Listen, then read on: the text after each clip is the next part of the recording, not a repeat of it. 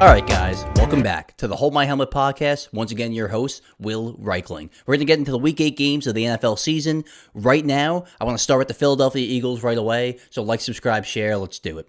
The Philadelphia Eagles probably had their most efficient game on offense on Sunday against the New York Giants. Saquon Barkley had his best game. Devontae Smith probably had his best game of the season. Jalen Hurts was cooking. The offense looked great. No doubt about it. But if you're going to sit here and tell me that the Philadelphia Eagles are better without A.J. Brown than with A.J. Brown, you must be on acid. And that must be some good shit. Let's not forget, Jalen Hurts literally had a perfect passer rating last week against the Vikings with A.J. Brown there. 326 yards, 3 touchdowns, no picks. A.J. Brown had 4 catches, 121 yards, 2 touchdowns.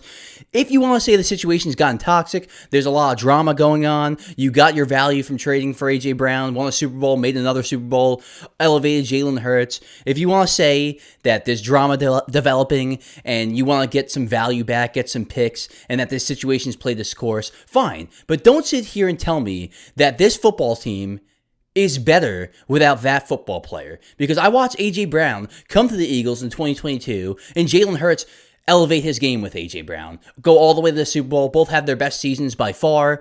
And you can't sit here and tell me that A.J. Brown hasn't elevated this team. Okay?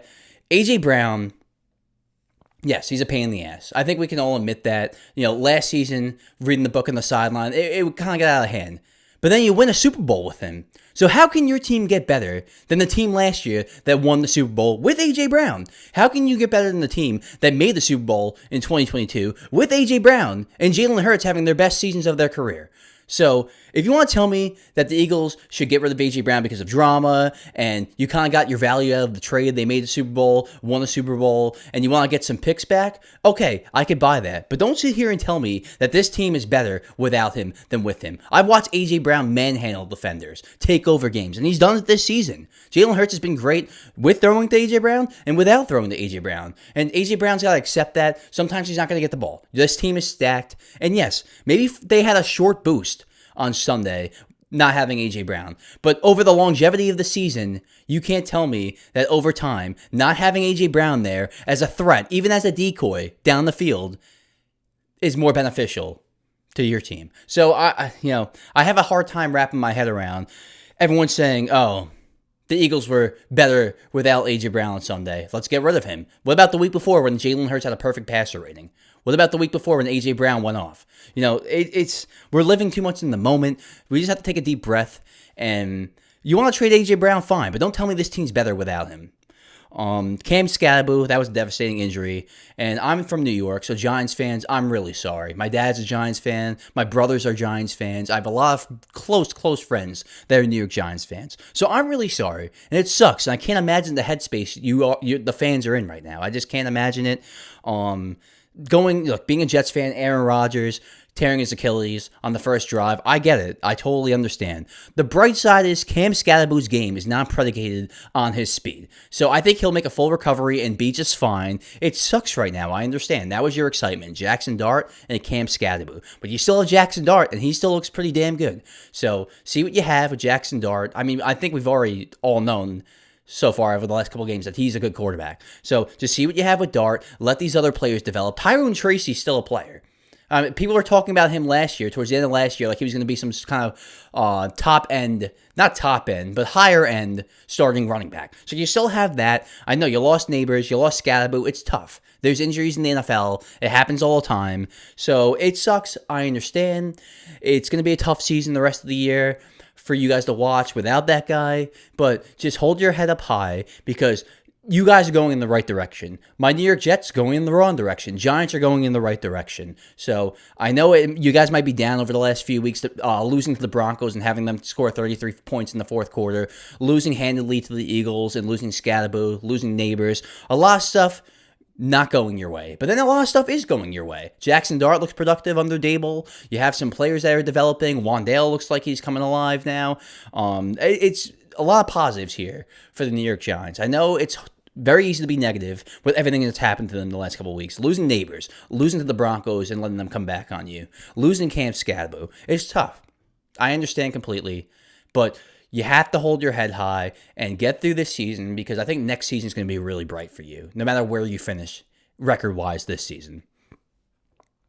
Caleb Williams just continues to struggle, and everything looks difficult for Caleb Williams. You're the number one pick in the draft, and you just got outplayed by an undrafted journeyman backup.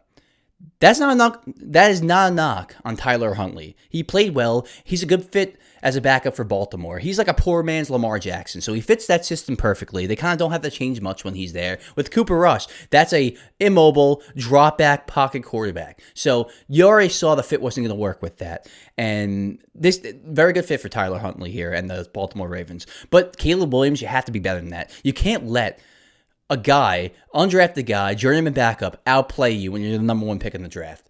And now people are probably going to say, oh, the Ravens defense has been a lot better. The Ravens defense has been terrible this season. One of the worst defenses in the league, and you let them pretty much manhandle you. You only scored 16 points. I'm sure Ben Johnson is extremely frustrated right now. Caleb Williams has had a passer rating under 80 in 3 of the last 4 games. So the Ravens defense has been atrocious. You can't get anything going if you're Caleb. It's not acceptable anymore. The clock is ticking for Caleb Williams. You're watching Drake Maye in year 2 shine, Jaden Daniels and Bo Nix in year 1 shine, Bo Nix developing even more in year 2, Jaden kind of being injured, but we could talk about that another day. All the other quarterbacks right now, not all of them, but the other ones, the top 3 picks of the draft, are starting to outperform you and pass you and leap you and victory lap you. So if you're Caleb Williams, and if you're Ben Johnson, there's concern in this organization. I don't know what else to say. I really don't at this point. I want to like the guy. I want to like the player. I want to root for the player, but it's just like everything's just so hard for him. The easy stuff it just seems so difficult for him. Carson Wentz out for the season. It's now up to JJ McCarthy whenever he comes back. Could be this week, could be next week. Sometimes on the show, we talk about players, coaches, or even an organization in general just getting too cute with things. You want to know what's too cute? Letting a quarterback walk that threw 35 touchdown passes and won 14 games for you for an unproven guy who barely threw the ball in college. Make it make sense to me. The math is not math in there. I understand that Sam Darnold shit the bed against the Rams, shit the bed against the Lions. I understand. And he can be turnover prone sometimes.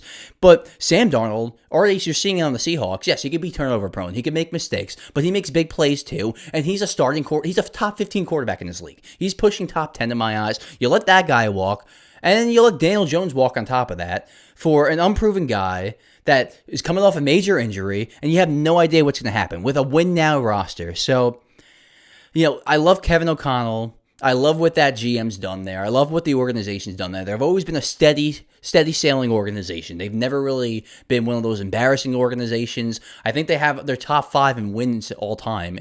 They've been a successful franchise, even without winning a Super Bowl ever. They've still been successful, but it's getting a little embarrassing now. Like I said, after the Rams playoff game, do not get rid of this guy. I know the feelings are high right now on this guy shit the bed. I know there's a lot of negative connotations around how Sam Darnold played in those 2 games, but you have to take a deep breath here and see the overall picture. This guy won 14 games for you. This guy was a game away from giving you guys the 1 seed. And you just let him walk for some guy that barely threw any passes in college, was on a stacked roster, and was coming off a major injury. So I know, looking back on it, he shit the bed, especially the night of that game against the Rams. Shit the bed. Everyone's feeling negative. You're like, okay, they're moving on to McCarthy. Shouldn't we have thought about that a little bit more? Shouldn't we put more consideration into that? It just, and I'm sure that they tried to get Darnold, but they didn't give him what he wanted offer-wise. I'm not sure on the full story there, what exactly happened, but if they wanted to get him, they could have gotten him.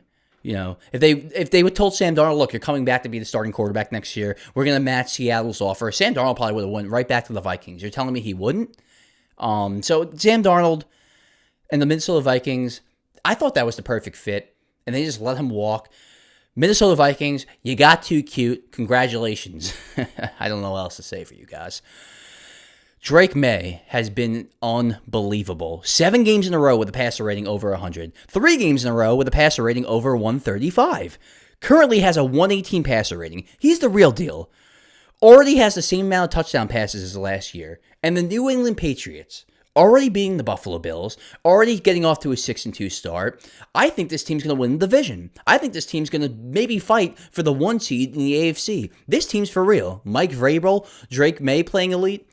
I'm sold. I'm completely sold. And I went into the year saying about Drake Maye, everyone's so high on him. We need to see more. Everyone was zigging, I'm going to zag. I was wrong. This guy clearly took a big leap this year. And if you're a Patriots fan, going from Tom Brady to a few years later, Drake Maye, I mean, Drake Maye looks like pretty much a Justin Herbert, a faster Justin Herbert. And Justin Herbert's quick, but you see Drake Maye move. He's really quick. So Drake Maye and Josh Allen are going to be fighting for that division for years. I feel pretty confident about that. Drake Maye, I still think he has a chance, and I don't think he's going to win it, but a chance to win MVP. And if Jonathan Taylor wasn't playing the way he was, I would say he could even be AFC Offensive Player of the Year right now. Because if you look at his numbers, they are insane. He's on pace for 30-plus touchdown passes. Like I said, 118 passer rating. I think he has like a 75 or a 78 completion percentage. He's been other than I think the first game or 2 games, every game after that has been like, wow. Like, it's crazy that this guy, that a lot of people, honestly, he had kind of the same suspects, how do I word this, the same amount of skepticism coming out of the draft as Justin Herbert for different reasons, but a lot of people were down on Drake Maye, turnover prone, can have inaccuracy issues, kind of also like what Josh Allen had a little bit.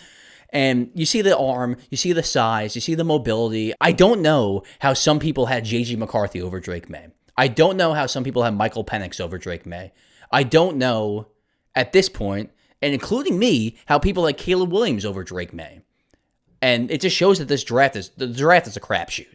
We don't fucking know. Everyone thinks they know everything after the fact, but in the moment, you think these guys are going to hit. They don't sometimes. That's all I got for this week, though. It was an exciting week. We still have a long way to go. I was going to do my mid-season power rankings, but I think I'm going to do it next week because I'm just so undecided with everything. There's a lot of good teams, but not really great teams. You know what I'm saying? So I think the last thing I'm going to hit on is the Indianapolis Colts and Daniel Jones. And, going into the season, I think I had them as the worst record in the NFL, or like the second worst record in the NFL behind the Saints and maybe the Titans. I just thought a team with Daniel Jones and Anthony Richardson as your quarterbacks was not going to be a successful team. And I was wrong about Daniel Jones. I'll admit that. I was wrong about Daniel Jones. The guy could play. He's competent. And I saw some flashes with the Giants. His rookie season, he seemed explosive. The year they made the playoffs, he seemed like he had promise.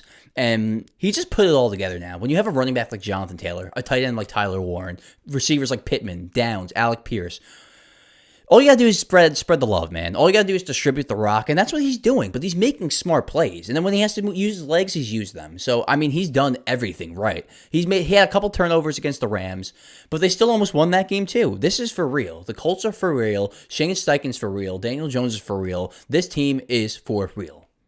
Thanks, guys. Talk to you next week. Take care.